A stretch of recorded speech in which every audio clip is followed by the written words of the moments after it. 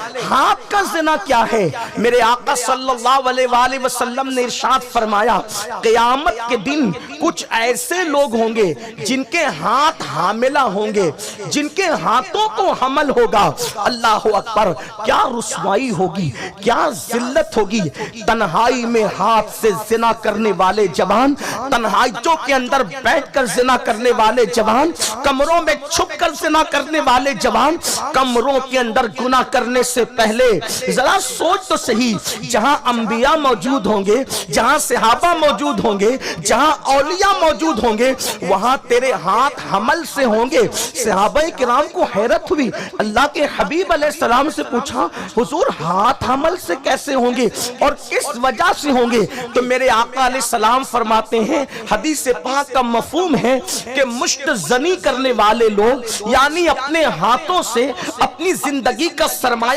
ضائع کرنے والے لوگ، اب اس سے زیادہ میں وضاحت نہیں کر سکتا، ہینڈ پریکٹس کرنے والے لوگ، ان کے ہاتھ زانی ہوں گے، ان کے ہاتھ حمل سے ہوں گے۔ اللہ اکبر، تھوڑی دیر کے لیے سوچو، اللہ اکبر، پیر باپو جیسے لوگ موجود ہوں، محبوب باپو جیسے لوگ موجود ہوں، ظہیر باپو جیسے لوگ موجود ہوں، دادا باپو جیسے لوگ موجود ہوں، اور کسی کی یہ کمپلین کی جائے کہ یہ مشت زنی کرتا ہے، اس کی شرمندگی کا عالم کیا ہوگا، اس کی رسوائی کا عالم کیا ہوگا۔ اللہ اکبر، اپنے پیروں کے سامنے شرمندہ ہونے سے ڈرنے والے، جب قدرت کے سامنے تیرے ہاتھ حاملہ کی شکل میں لائے جائیں گے،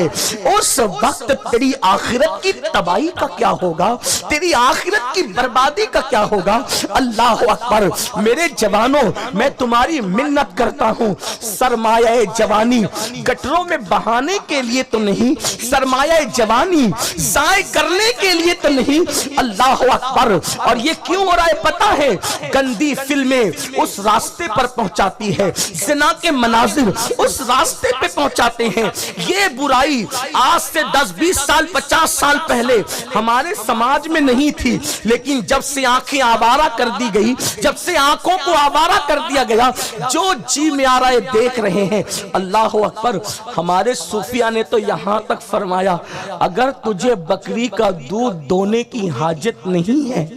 ہو سکے تو بکری کا دودھ، بکری کا تھن دیکھنے سے بھی بچ۔ اگر تجھے دودھ دونا نہیں ہے بکری کا، تو بکری کا تھن دیکھنے سے بھی بچ، یہ تقوی کے زیادہ قریب ہے۔ ہمارے بزرگوں نے یہاں تک فرمایا۔ علامہ ابن الجوزی لکھتے ہیں اگر ہو سکے تو عورتوں کے کپڑے جو راستے میں سوکھ رہے ہوں ان کو بھی دیکھنے سے بچا کر، یہ تقوی سے قریب ہے۔ جو مذہب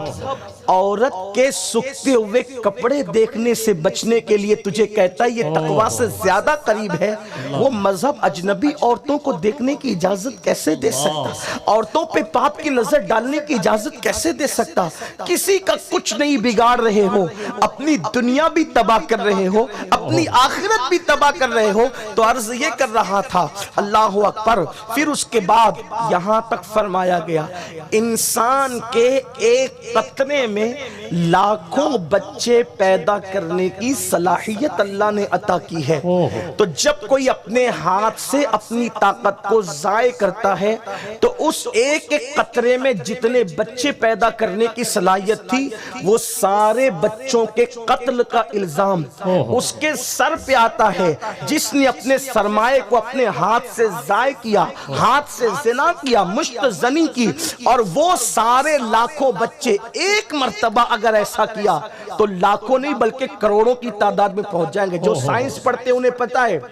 جو سائنس پڑھتے انہیں پتا ہے، اسکول میں یہ پڑھایا جاتا ہے کہ ایک قطرے میں کتنے لاکھ بچے ہوتے ہیں، بچے پیدا کرنے کی صلاحیت ہے۔ اللہ اکبر، اتنے کروڑوں بچے اگر کوئی ایک بار بھی یہ گناہ کرے، بغیر سر کے اللہ کی بارگاہ میں حاضر ہوں گے اور عرض کریں گے مولا اس سے پوچھ ہم نے کیا جرم کیا تھا جس کی وجہ سے اس نے ہمیں نالی میں بہا دیا تھا، جس کی وجہ سے اس نے ہمیں گٹر میں بہا دیا تھا۔ میری قوم کے جوانوں، پہلے تو تمہارا دماغ تمہارا قوت حافظہ اس سے ضائع ہوگا، تمہارے سوچنے سمجھنے کی صلاحیت پر اثر پڑے گا، تمہارے اندر خوف پیدا ہوگا، تمہارے اندر ڈر پیدا ہوگا، اگر پتہ کھڑکے گا تو بھی دل دھک دھک کرنے لگے گا۔ کتنے نقصانات ہیں، اور بلکہ یہ جرم کرنے والا چلتی پھرتی لاش بن جاتا ہے، کچھ کرنے کے قابل نہیں رہتا، اور جب شادی کا موقع آتا ہے تو پھر منہ چھپاتا پھرتا ہے، کبھی اللہ اکبر کہتا ہے کہ میں نہیں کروں گا، کبھی کہتا ہے کہ 5 سال بعد کروں گا، کبھی کہتا ہے اسی طرح کے بہانے کرتا رہتا ہے۔